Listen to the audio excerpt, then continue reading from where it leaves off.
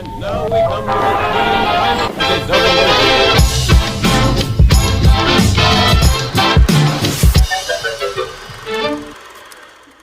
Hello mga kumari! Welcome back again to my channel. Ngayon ay magta-try naman tayo ng another recipe which is matagal na itong nire-request sa akin, ngayon ko lang nagawa. So let's start mga kamamsi, samahan nyo akong gumawa ng egg pie. Itong ating ingredients sa crust ng ating egg pie. Siyempre kailangan natin ng 1 and 1/2 cup all-purpose flour, malamig na tubig, then matigas na buttercup or margarine, then 1/2 teaspoon na vanilla, 1 tablespoon na white sugar, 1/4 teaspoon na salt. So let's start. I-mix na natin ang ating crust. Isip natin ang ating 1 and 1/2 cup all-purpose flour.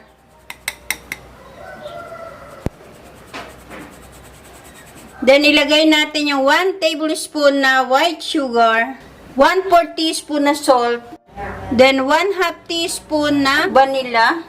Then, i-mix natin. Ilagay natin ang ating buttercup or margarine. Ilalagay ko po sa description box ang lahat ng aking ingredients. And then, saka natin durugin ng ating tinidor. Ganyan. I-mix-mix nyo lang dyan gamit ang inyong tinidor. 60 grams yung ginamit ko na buttercup. Kapag ganyan na yung inyong mixture, lalagyan nyo siya ng pakaunting-kunti na malamig na tubig. Lagyan natin siya ng 1 tablespoon na malamig na tubig. Uutay-utayin nyo lang yung paglagay. Gamit na tayo ng kamay kasi mahirap gawin. So, ganyanin lang natin. See to it na palinis ang inyong kamay. Yan pa natin ng 1 tablespoon na malamig na tubig.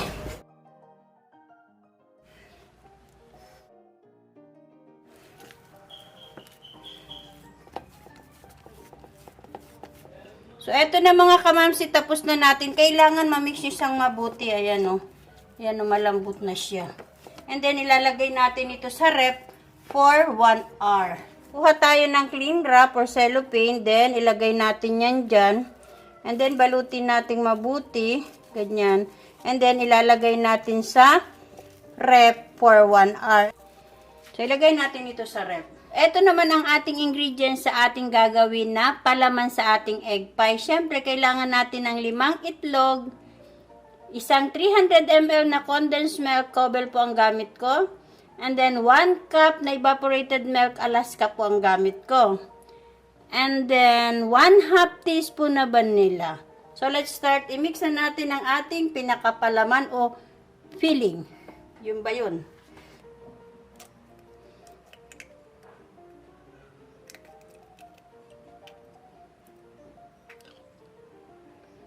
Tanggalin natin yung egg white niya. Ito, i-separate natin yung isang egg white ng itlog. Nag-separate ako ng isang egg white kasi may gagawin tayo dito mamaya.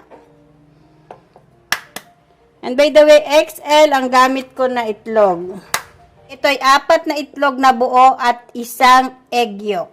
Ilagay na natin ang 1/2 teaspoon na vanilla. Habang minimix natin ito. Isalin natin kasi medyo malaki yung ating lalagyan. I-mix na natin. And then, ilagay na natin ang ating 300 ml na condensed milk. Then, i-mix nyo lang na ganyan. Ilagay na rin natin yung 1 cup na evaporated milk.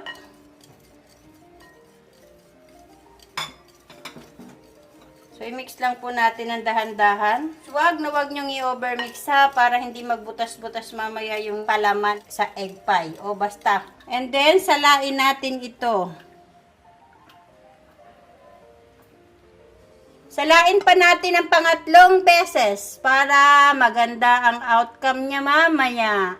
So, okay na to mga kamamsi. 3 beses nating sinala yung ating mixture. So, iset aside natin habang naghihintay tayo ng 1 oras para sa ating crust. So, habang nagpapalamig pa tayo ng ating crust, 15 minutes before 1 o'clock na yung ating crust. So, buksan na natin ang ating stove. Papainitin na natin yung ating kawali since wala tayong oven. So, ilalagay ko sa pinaka-low heat yung ating apoy habang naghihintay tayo ng ating crust na maging 1 hour. Ayan yung apoy ko mga kamamsi. Habang naghihintay tayo ng crust na mag-isang oras. 15 minutes na lang bago mag-isang oras yung aking crust. Kailangan natin ng white sugar. Ito yung ating egg white. Kapag nakita nyo bulang-bula na ito, lalagyan nyo na siya ng pakonti-konti na asukal. So, lagyan pa natin. Half tablespoon ito mga kamamsi ating asukal. Gagamit ako ng electric hand mixer. After few minutes, eto na po siya. Yung hindi na baga nahuhulog, yun ang gawin nyo. Hanggang dun lang, ayan o. So, okay na to. So, i-mix na natin. So, okay na to mga kamamsi. So, after 1 hour, eto na yung ating crust. Budburan natin ng konting harina yung ating tadtaran. Saka natin ilagay yung ating nilagay sa ref. Tapos, pindot-pindutin nyo na ganyan. Ayan. Bigyan natin ng konting harina yung ating rolling pin. Tapos, saka natin i-flatten.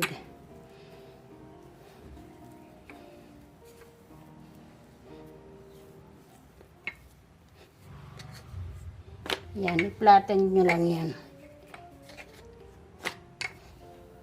Gagamit ako ng 9 inches ang laki niya.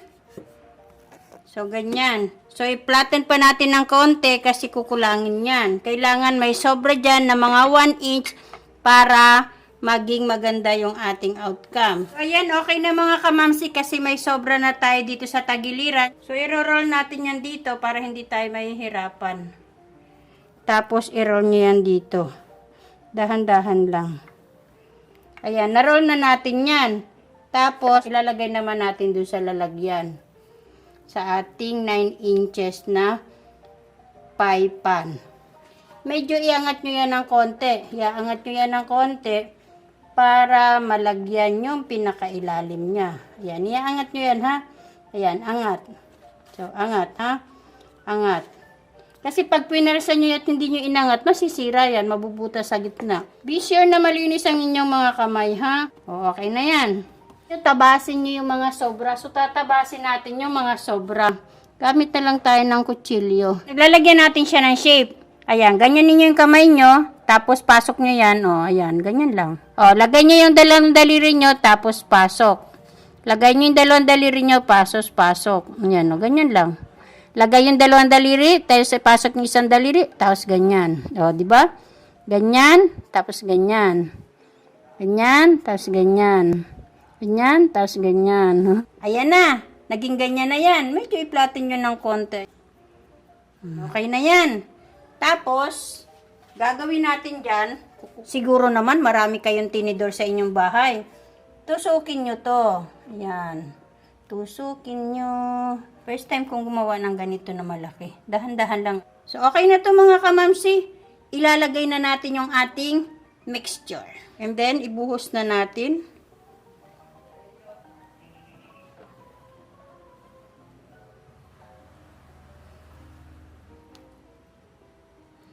Tama-tama lang yung ating mixture. So, ayan. Okay na yan. See to it na hindi aawas yung inyong mixture doon sa ginawa nyo na crust ng pie. So, isa lang na natin ito kasi mainit na yung ating kawali. Nagpainit ako ng kawali 15 minutes into low heat. Tapos, kapag isasalang nyo na, ilagay nyo sa high heat and then painitin nyong mabuti yung inyong kawali. So, ayan, mainit na yung ating kawali. Ibalik na naman natin siya sa low heat. And then, nilagyan ko siya ng wire rack. Ayusin nyo yung wire rack para hindi matagilid.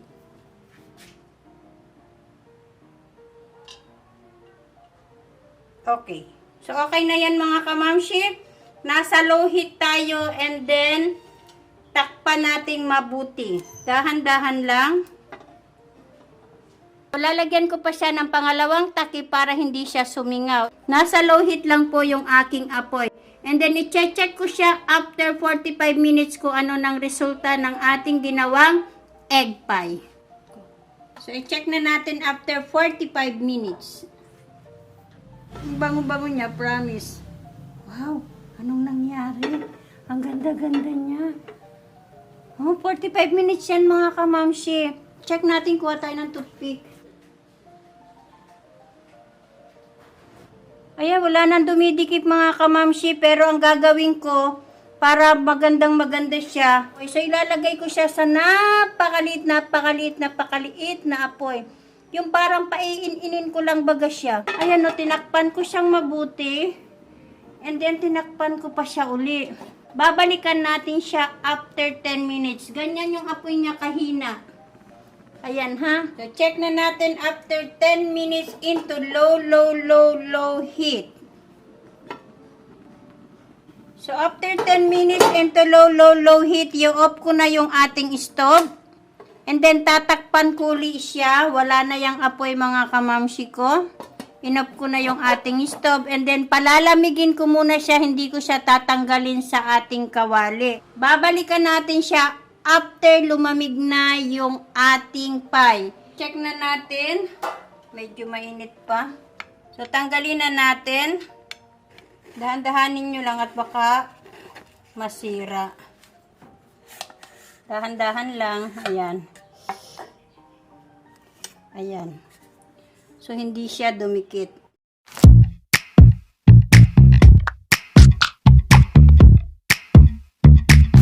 So, jajadsa na natin to. Titingnan natin kung luto talaga siya hanggang loob. Kasi, hindi natin to mapapansin kung luto na talaga sa gitna. Kasi, kailangan natin siyang slicein. Ayan natin. Parang ayaw ko nang slicein. Ang ganda niya, promise.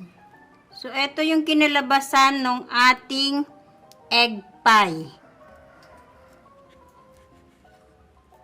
Tamang-tama lang yung pagkakaluto niya. Ayan, no? I-try natin kung anong lasa. Tamang-tama yung tamis niya, mga kamamsi. Huwag nyo nang dagdagan pa ng asukal or ano bang mixture kasi tamang-tama lang yung lasa niya. Sana magustuhan nyo po ang egg pie kong ito. So, mag-shoutout na po tayo. Shoutout sa aking mga members.